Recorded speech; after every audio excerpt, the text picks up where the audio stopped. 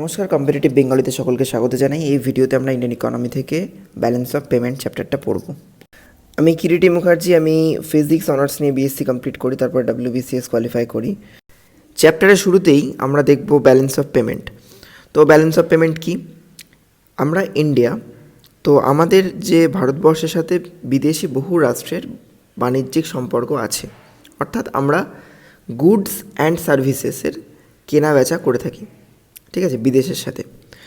তো আমরা যখন আমেরিকা থেকে কোনো একটা জিনিস কিনি, আমরা সেটা ডলারের পরিবর্তে কিনি, টাকা ভাঙিয়ে আমরা ডলার তৈরি করি, ডলার নিই। তো সেই ডলার দিয়ে আমরা কিন্তু আমেরিকা থেকে সেই জিনিসটা পারচেস করি।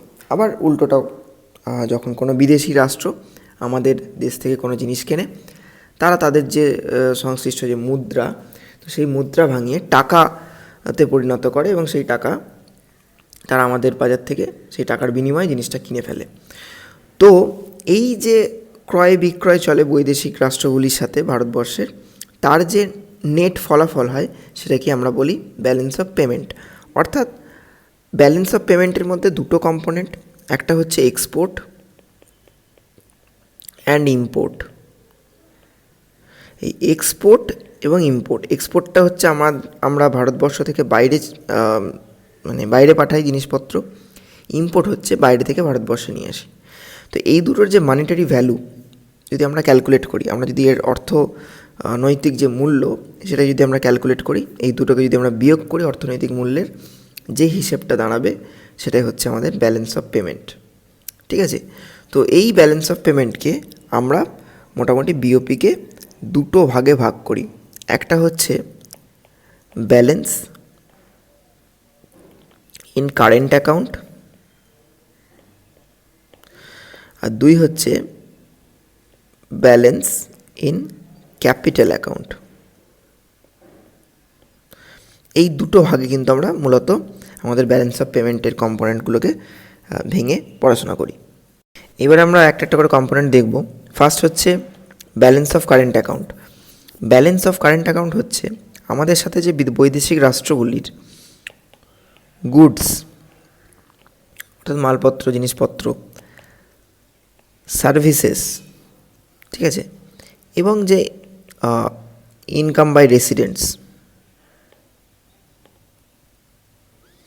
অর্থাৎ ভারতবর্ষে থাকা যে সমস্ত মানুষজন বাইরে কাজকর্ম করে, তো সেই রেসিডেন্টসদের দ্বারা যে ইনকাম, এর যে একটা ফাইন্যান্সিয়াল ইয়ারে যে টোটাল ভ্যালু হয় সেটাকে আমরা বলি কারেন্ট অ্যাকাউন্ট কম্পোজিশন। অর্থাৎ কারেন্ট অ্যাকাউন্টের মধ্যে আমরা ধরি সেটা হচ্ছে গুডস, সার্ভিসেস এবং ইনকাম বাই রেসিডেন্টস, এই তিনটে যে বাৎসরিক আদান প্রদান বৈদেশিক রাষ্ট্রের সাথে, সেটা হচ্ছে আমাদের ব্যালেন্স ইন কারেন্ট অ্যাকাউন্ট। অর্থাৎ ধরে নেওয়া যাক যে আমরা একটা ফাইন্যান্সিয়াল ইয়ারে গুডস এবং সার্ভিস, মানে পণ্য এবং পরিষেবা, এই দুটোর মোট বৈদেশিক বিদেশ থেকে ফর এক্সাম্পল 2 লক্ষ টাকার ক্রয় করেছি, যদি এত কম হয় না, তোমরা সকলেই জানো।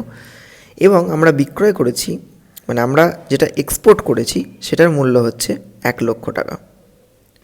তাহলে আমাদের যারা ভারতীয় রেসিডেন্টস আছে, যারা বিদেশে কাজকর্ম করছে, তারা ধরা যাক যে আরও এক্সট্রা 2 লক্ষ টাকার রোজগার করে এনেছে, ঠিক আছে।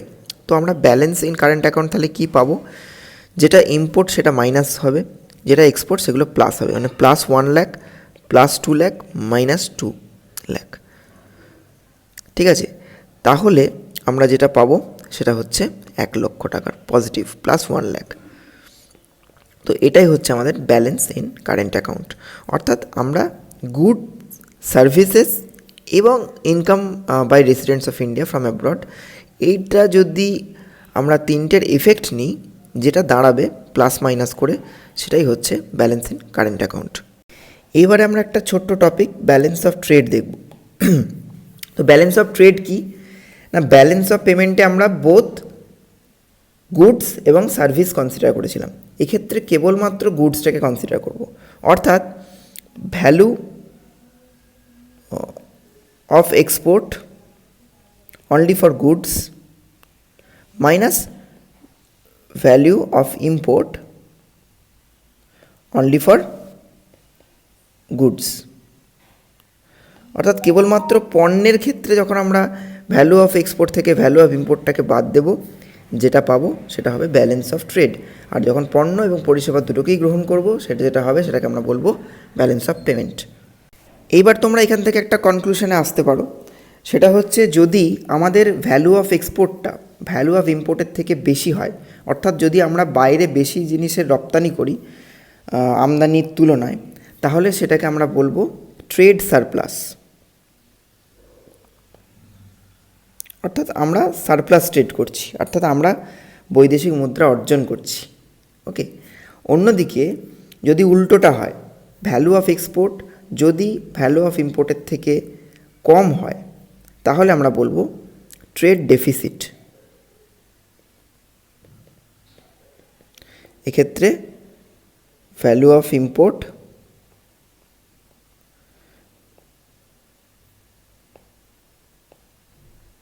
Less than value of export. আর এক্ষেত্রে উল্টো, value of import greater than value of export. এটা যদি হয় সেটা হবে ট্রেড ডেফিসিট।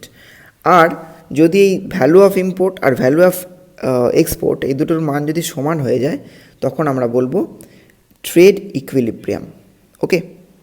এইবারে আমরা ব্যালেন্স ইন ক্যাপিটাল অ্যাকাউন্টটা একটু ইনভেস্টিগেট করে পড়ব। তো এই ব্যালেন্স ইন ক্যাপিটাল অ্যাকাউন্টকে আমরা তিনটে জিনিসের সম্মিলিত যে ফল সেই হিসেবে দেখতে পাই। একটা হচ্ছে ফরেন ইনভেস্টমেন্ট, একটা হচ্ছে লোনস, আর একটা হচ্ছে ব্যাঙ্কিং ক্যাপিটাল। এই ফরেন ইনভেস্টমেন্ট অ্যাকচুয়ালি দু প্রকারের হয়। আমরা সকলেই জানি যে এফডিআই বলে একটা গল্প আছে, এফডিআই বা ফরেন ডিরেক্ট ইনভেস্টমেন্ট। আর দু নম্বর যেটা হয় সেটা হচ্ছে পোর্টফোলিও ইনভেস্টমেন্ট।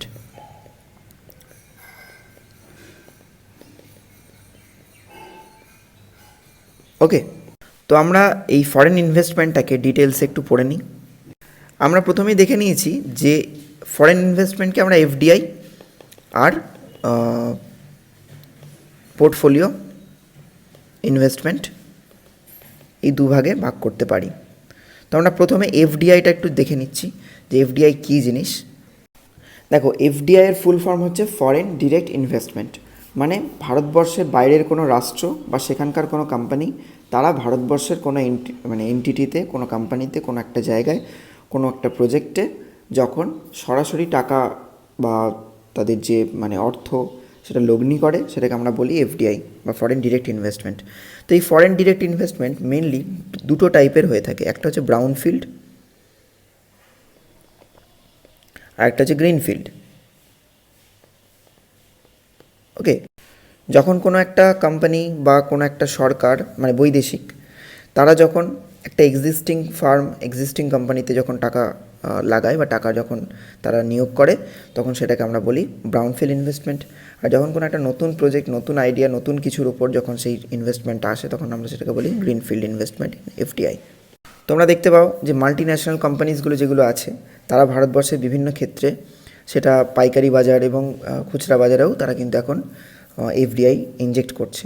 তার ফলে কি হচ্ছে, আমাদের দেশের মধ্যে কিন্তু বৈদেশিক মুদ্রা অর্জন করার একটা রুট তৈরি হচ্ছে। ওকে। এখন আমরা যে এফডিআই নিয়ে আলোচনা করছি, সেই এফডিআইটা মেনলি দু প্রকারের, দুটো রুট দিয়ে আসতে পারে আমরা জানি। একটা হচ্ছে অটোমেটিক রুট, আর একটা হচ্ছে গভর্নমেন্ট রুট।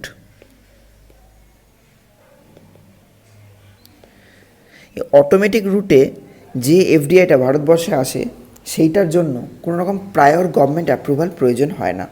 অর্থাৎ যখন অটোমেটিক রুটে কোনো একটা বিদেশি কোম্পানি, কোনো একটা সরকার যখন ভারতবর্ষের মধ্যে থাকা কোনো প্রজেক্ট বা কোনো নতুন পরিকল্পনার মধ্যে অর্থ বিনিয়োগ করেন, তখন সেক্ষেত্রে সেটাকে গভর্নমেন্টের অ্যাপ্রুভ্যালের সহিত লঞ্চ করতে হয়, এরকম ব্যাপারটা নয়।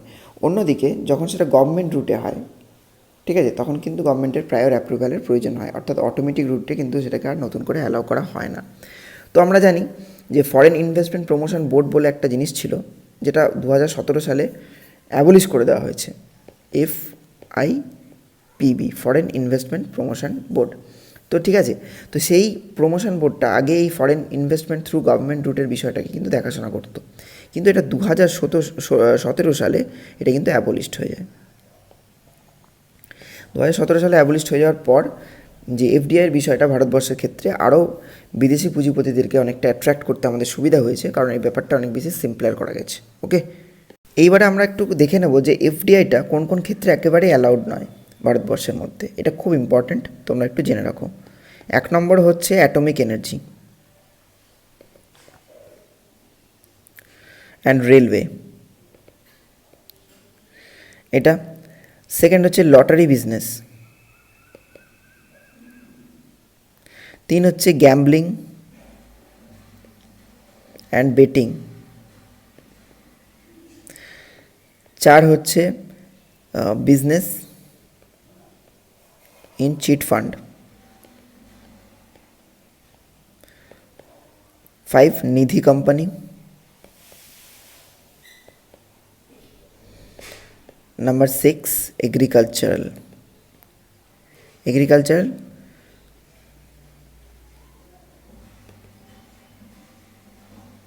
and plantation activity.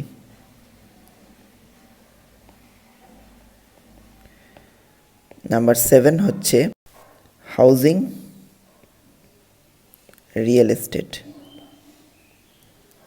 যদিও এক্ষেত্রে যে আমাদের development of township, construction of resident, এইগুলো এই যে ব্যাপারগুলো আছে সেগুলো কিন্তু সেবি রেগুলেশন অনুযায়ী চলে, এবং সেখানে ফরেন ইনভেস্টমেন্টকেও কিন্তু আমরা অ্যালাউ করি। ঠিক আছে, এছাড়া ম্যানুফ্যাকচারিং অফ টোব্যাকো, ঠিক আছে, টোব্যাকো প্রোডাক্ট, এক্ষেত্রেও কিন্তু আমরা এফডিআই অ্যালাউ করি না। এটা গেল ফরেন ইনভেস্টমেন্ট। এবার আমরা পোর্টফোলিও ইনভেস্টমেন্ট কী সেটা জেনে নেব। এবার আমরা দেখব পোর্টফোলিও ইনভেস্টমেন্ট। পোর্টফোলিও ইনভেস্টমেন্ট এর আগে আমরা দেখলাম FDI, foreign direct investment. Foreign direct ইনভেস্টমেন্টের ক্ষেত্রে কি হচ্ছিল, একটা মানুষ সে ডিরেক্টলি কোনো একটা অন্য কান্ট্রিতে, ফরেন কান্ট্রিতে সে কিন্তু ফ্যাক্টরি সেট আপ করতে পারছিল। ঠিক আছে, অর্থাৎ সে সরাসরি গিয়ে বৈদেশিক কোনো একটা রাষ্ট্রে সে সরাসরি টাকাটা বিনিয়োগ করে সেখানকার প্রোডাকশান অ্যাক্টিভিটি, মার্কেটিং অপারেশন, এইগুলোকে কন্ট্রোল করে তার টাকা থেকে সে কিন্তু লাভটাকে তুলে আনতে পারছিল। কিন্তু পোর্টফোলিও ইনভেস্টমেন্টের ক্ষেত্রে ডিরেক্ট ইনভেস্টমেন্ট করার সুযোগটা নেই। তাহলে কী জন্য এটা ইনভেস্টমেন্ট?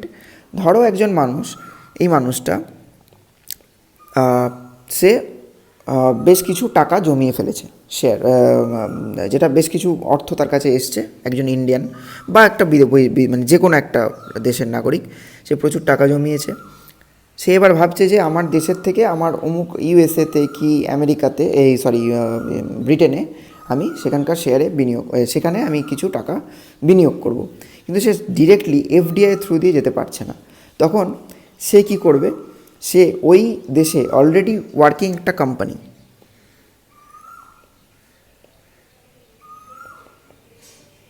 যেটা ফরেনে কাজ করছে,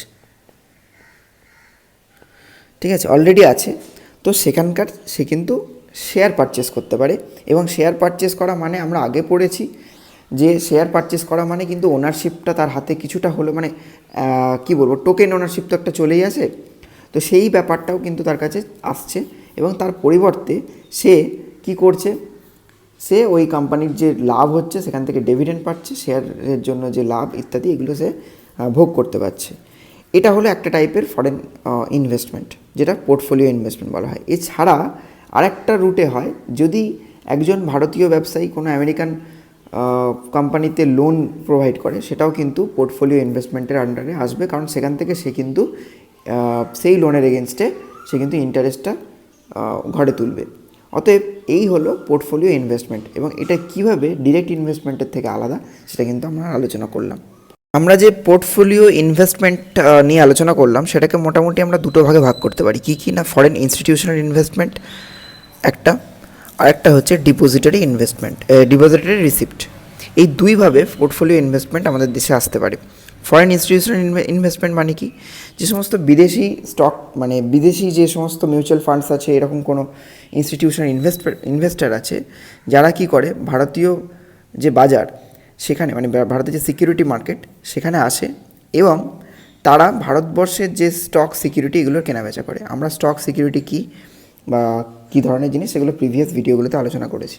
অর্থাৎ আজকে যদি আমেরিকার কোনো একটা সংস্থা বা একটা ইনস্টিটিউশনাল ইনভেস্টার তারা আসে এবং ভারতবর্ষের একাধিক কোম্পানির শেয়ার কেনে, ধরা যাক কোনো একটা এফএমসিজি শেয়ার কিনলো কিংবা কোনো একটা রিয়েল এস্টেটের শেয়ার কিনলো, তো সেই শেয়ারের কেনাবেচাটাকে আকারে আমাদের দেশে যে বিদেশি মুদ্রা সেটা আসছে, মানে ফরেন ইনভেস্টমেন্ট আসছে, কিন্তু নট থ্রু ডিরেক্ট প্রসেস, মানে তারা এসে ফ্যাক্টরি ইত্যাদি স্থাপন করছে না, কিন্তু তারা এক্সিস্টিং ফ্যাক্টরিতে টাকা লাগাচ্ছে এবং তার এগেনস্টে ডিভিডেন্ড নিয়ে যাচ্ছে। তো সেটা হচ্ছে ফরেন ইনস্টিটিউশনাল ইনভেস্টমেন্ট।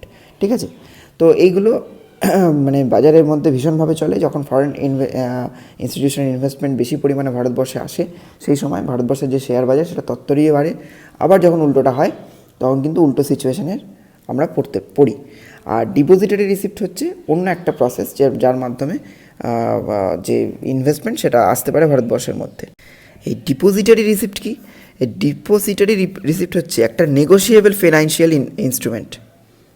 ঠিক আছে, এটা হচ্ছে একটা নেগোশিয়েবল ফিনান্সিয়াল ইনস্ট্রুমেন্ট, যেটা কি করে, যেটা রিপ্রেজেন্ট করে যে বিদেশি কোম্পানিটার পাবলিকলি ট্রেডেড সিকিউরিটিকে। ঠিক আছে, এটা হচ্ছে ডিপোজিটারি রিসিপ্ট। এই ডিপোজিটারি রিসিপ্ট যেটা সেটা কিন্তু একটা ব্যাংক ইস্যু করে। ওকে, এটা মনে রাখবেন। ভারতবর্ষে যে ফরেন ইনস্টিটিউশনাল ইনভেস্টমেন্ট এটাকে নিয়ন্ত্রণ করে কিন্তু সেবি রেগুলেশন। ওকে, তো এটা কিন্তু একটু মনে রাখবে। এবার আমরা ক্যাপিটাল রিসিপ্টের মধ্যে লোন পোর্শনটা একটু দেখে নেব। লোনকে আমরা তিনটে হেডে ভাগ করে পড়ব। এক হচ্ছে এক্সটার্নাল কমার্শিয়াল বরোয়িং, দুই হচ্ছে এক্সটার্নাল অ্যাসিস্ট্যান্স, আর হচ্ছে ট্রেড ক্রেডিট। এই তিনভাবে আমরা লোনস দেখতে পাই। ঠিক আছে, তো ফার্স্ট হচ্ছে এক্সটার্নাল কমার্শিয়াল বরোয়িংস। তো এই এক্সটার্নাল কমার্শিয়াল বরোয়িংস কি? ধরা যাক ভারতবর্ষের কোনো একটা সংস্থা, ঠিক আছে, সে বাইরে থেকে কোনো কিছু প্রজেক্টকে রান করানোর জন্য বা কোনো প্রজেক্টে ইনভেস্টমেন্টের জন্য টাকা ধার করছে ইন্টারন্যাশনাল মার্কেট থেকে। ঠিক আছে, তো সেটাকে আমরা বলবো এক্সটার্নাল কমার্শিয়াল বরোয়িংস। ঠিক আছে, এবং এটা মার্কেট রেটেই ইসিবি বা এক্সটার্নাল কমার্শিয়াল বরোয়িংসকে আমরা নিতে পারি। আমরা কিন্তু এখানে কোনো কনসেশন পাই না। ঠিক আছে, এইবার এই যে এক্সটার্নাল কমার্শিয়াল বরোয়িং বা ইসিবিতে কারা কারা এলিজেবল হয়, মানে কারা কারা এই এক্সটার্নাল কমার্শিয়াল বরোয়িংস এই থ্রু দিয়ে টাকা ইন্টারন্যাশনাল মার্কেট থেকে তুলতে পারে। সমস্ত এন্টিটি যেগুলো এফডিআইকে রিসিভ করার এলিজিবিলিটি আছে, অর্থাৎ ফরেন ডিরেক্ট ইনভেস্টমেন্টকে গ্রহণ করতে পারে যে সমস্ত এন্টিটি, সেই সমস্ত এন্টিটি এক্সটার্নাল কমার্শিয়াল বরোয়িংসের যোগ্য। এছাড়া পোর্ট ট্রাস্ট, তারপরে হচ্ছে এসইজেড, এসআইডিবিআই অ্যান্ড এক্সিম ব্যাঙ্ক, এইগুলো কিন্তু এক্সটার্নাল কমার্শিয়াল বরোয়িংস মার্কেট থেকে নিতে পারে। ওকে, তো এগুলোর average maturity, minimum average maturity হয় 3 বছরের মধ্যে, কিছু কিছু ক্ষেত্রে কিন্তু এক্সেপশনাল আমরা দেখতে পাই। ঠিক আছে, এবং এই যে এক্সটার্নাল কমার্শিয়াল বরোয়িংস আমরা বিদেশ থেকে লোনটা নেব, সেটা কোন কারেন্সিতে হবে, মানে আমরা তো বাইরে থেকে টাকায় লোন নিতে পারবো না, আমাদেরকে হয় ডলারে নিতে হবে বা যে কোনো, তো সেই কারেন্সিটাকে অবশ্যই কনভার্টেবল হতে হবে। ঠিক আছে, ফ্রিলি কনভার্টেবল কারেন্সি হতে হবে, তবেই কিন্তু আমরা এক্সটার্নাল কমার্শিয়াল বরোয়িংসের মাধ্যমে সেই কারেন্সিতে লোনটাকে নিতে পারবো। ওকে, এবার আমরা দেখব এক্সটার্নাল অ্যাসিস্ট্যান্স। এটা কিন্তু পুরোপুরি বিজনেস পারপাসে নেওয়া হয় না। যেটা দেখা যায় যে অ্যাসিস্ট্যান্স মানে কিন্তু সাহায্য, অর্থাৎ আমরা দেখতে পাই বিভিন্ন সময় ওয়ার্ল্ড ব্যাংক, আইএমএফ বা বিভিন্ন যে ফরেন গভর্নমেন্টগুলো আমাদের দেশের বিভিন্ন প্রজেক্টের জন্য অর্থ সাহায্য করছে, অ্যাসিস্ট্যান্স। ঠিক আছে, সেইটাই হচ্ছে এটা এক্সটার্নাল অ্যাসিস্ট্যান্সের মধ্যে পড়ে। সাধারণত সোশ্যাল ওয়েলফেয়ারের কাজে এই এক্সটার্নাল অ্যাসিস্ট্যান্সকে আমরা গ্রহণ করি। ঠিক আছে, বা কোনো একটা ইনফ্রাস্ট্রাকচার ডেভেলপমেন্টের কাজে আমরা এই সোশ্যাল অ্যাসিস্ট্যান্স বা এই এক্সটার্নাল অ্যাসিস্ট্যান্সকে কিন্তু আমরা গ্রহণ করি। ঠিক আছে, তো এর বৈশিষ্ট্য হচ্ছে, বুঝতেই পারছো, অ্যাসিস্ট্যান্স, তো সেখানে লোয়ার রেট অফ ইন্টারেস্ট থাকবে। ঠিক আছে, এবং লঙ্গার ম্যাচুরিটি পিরিয়ড থাকবে।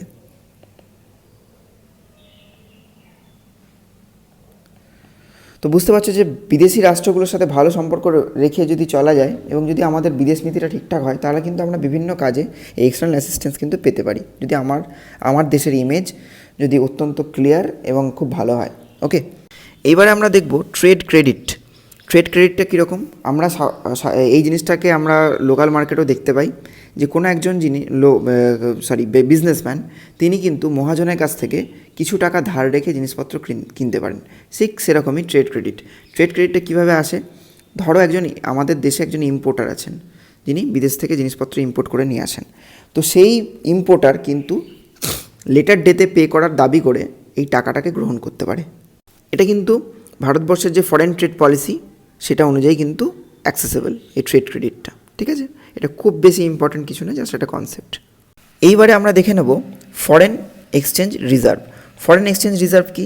ফরেন এক্সচেঞ্জ রিজার্ভ হচ্ছে আমাদের দেশে যে বিদেশি মুদ্রার ভাণ্ডার আছে সেটাকে আমরা বলি ফরেন এক্সচেঞ্জ রিজার্ভ। এই ফরেন এক্সচেঞ্জ রিজার্ভটাকে কাস্টোডিয়ান হিসেবে কাজ করে কিন্তু রিজার্ভ ব্যাঙ্ক অফ ইন্ডিয়া। অর্থাৎ যে কোনো ট্রানজ্যাকশান আরবিআইয়ের গাইডের উপর বেস করে কিন্তু হয়। এইবার আমরা যখন বিওপি পড়েছিলাম, ব্যালেন্স অফ পেমেন্ট, তখন আমরা কি দেখেছিলাম যে যদি কোনো একটা বছরে যদি দেখা যায় যে ইম্পোর্ট বেশি হচ্ছে এক্সপোর্টের থেকে in terms of monetary value, তাহলে দেখা যাবে বিওপি নেগেটিভ। ঠিক আছে, আর যদি দেখা যায় উল্টোটা হচ্ছে, অর্থাৎ যদি ইম্পোর্টের থেকে এক্সপোর্টটা বেশি হয় in terms of monetary value, তাহলে দেখা যাবে বিওটি হচ্ছে পজিটিভ।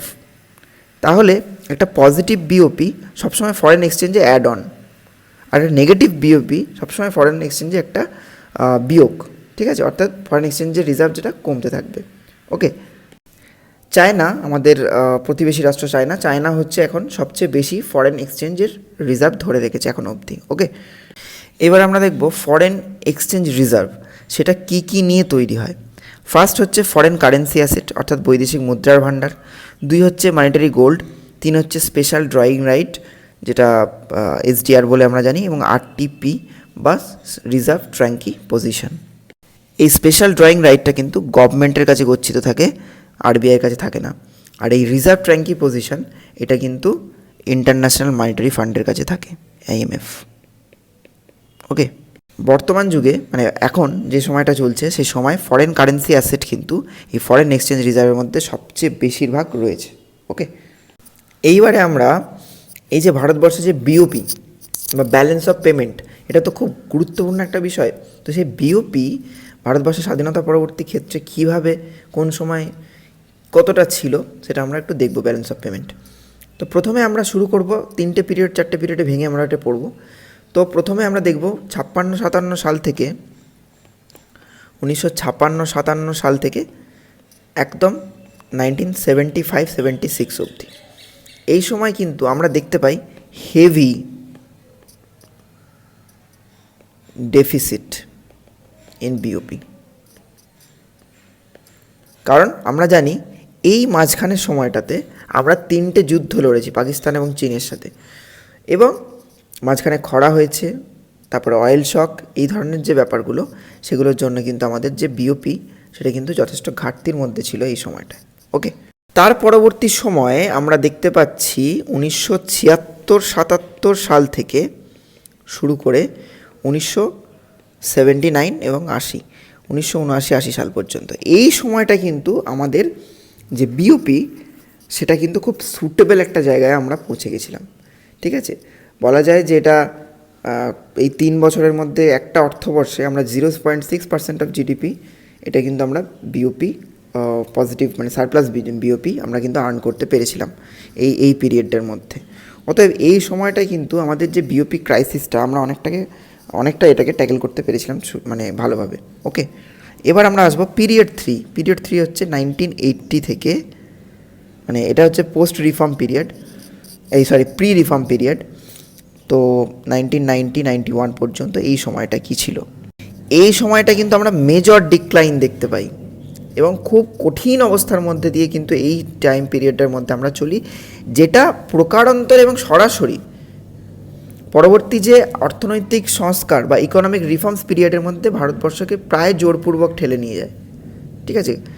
তো এই বিওপি ক্রাইসিসটাকে ট্যাকেল করা খুব মুশকিল ছিল, এবং এই সময় বিওপি ক্রাইসিসের অন্যতম কারণ ছিল যে লার্জ ট্রেড ডেফিসিট। কারণ এই সময় যেটা আর একটা জিনিস হয়েছিল যে আমরা যে external remittance, India is the largest largest receiver of external remittance. তো সেই এক্সটার্নাল রেমিটেন্সের পরিমাণ কিন্তু এই সময় কমে গেছিলো due to the Gulf war, ঠিক আছে। তো এই সময়টাতে আমরা দেখতে পাই যে আমাদের দেশের যে ট্রেড ডেফিসিট এবং টোটাল ওভারঅল যে বিওপি ট্রেন্ড সেটা কিন্তু একদম তলানিতে এসে থাকে, এবং যেটা আমাদেরকে রিফর্মসে উৎসাহিত করে তোলে। এইবারে আমরা ঢুকে গেলাম রিফর্মস পিরিয়ডে, মানে 1991-92 থেকে টিল নাও। এই পিরিয়ডের মধ্যে কিন্তু আমরা একটা গেন লক্ষ্য করেছি, ঠিক আছে। আমরা এই সময় কিন্তু অনেকটা বেটার কাজ করেছি, এবং একটা বিওপির যে সিচুয়েশান সেটা একটা স্যাটিসফ্যাক্টরি ট্রেন্ডের দিকে রয়েছে, ঠিক আছে। কারণ কি, ইনক্রিজিং এনআরআই ডিপোজিট বেড়েছে, তারপরে এফডিআই এসছে, অনেক সুটেবল কন্ডিশন এখন দেশের মধ্যে এফডিআই। তারপরে হচ্ছে এক্সটার্নাল বরোয়িংস,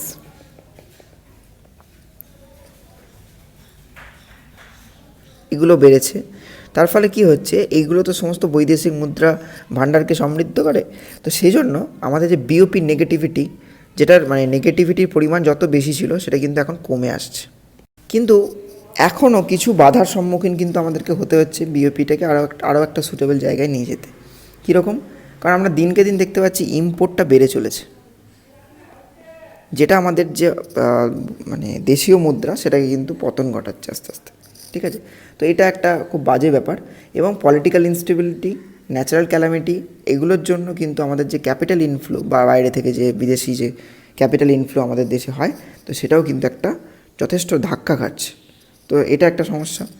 আর ডোমেস্টিক কারেন্সি ক্রমাগত ইম্পোর্ট বেশি হওয়ার জন্য পড়ে যাচ্ছে, তো এটাও কিন্তু আমাদের বিওপি ট্রেন্ডের ক্ষেত্রে খুব একটা সুখকর হচ্ছে না। এবার আমরা দেখব যে বিওপি ইমব্যালেন্সকে কার্ভ করার জন্য ভারতবর্ষ কী কী পলিসির ওপর বেস করে চলে। প্রথম হচ্ছে credit control,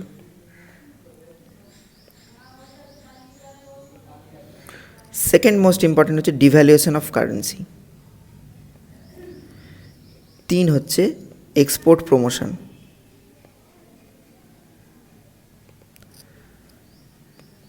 and import control. এই 3টে মেন পলিসি কিন্তু আমাদের দেশ নেয়, যাতে করে আমাদের যে বিওপি ইমব্যালেন্স আছে সেটাকে ঠিকঠাক করে ট্যাকেল করা যায়। কীরকম? ক্রেডিট কন্ট্রোল মানে কি? আমরা ক্রেডিট কন্ট্রোল পলিসির মাধ্যমে যেটা করি, বাজারে যে টাকা অর্থের যে যোগান সেটাকে আমরা নিয়ন্ত্রণ করি। ক্রেডিট কন্ট্রোল করার ফলে কী হয়, ইকোনমির যে ডোমেস্টিক ইকোনমিতে তো এফেক্ট হয়ই, আবার বিদেশের ক্ষেত্রেও কিন্তু এটা এফেক্ট করে। কারণ আমাদের যদি মানি সাপ্লাইয়ের চেইনটাকে যদি আমরা ঠিকঠাক করে কন্ট্রোল করি, তাহলে আমাদের যে ডোমেস্টিক কারেন্সি তার যে পারচেসিং পাওয়ার সেটা বাড়া কমা হয়, ঠিক আছে।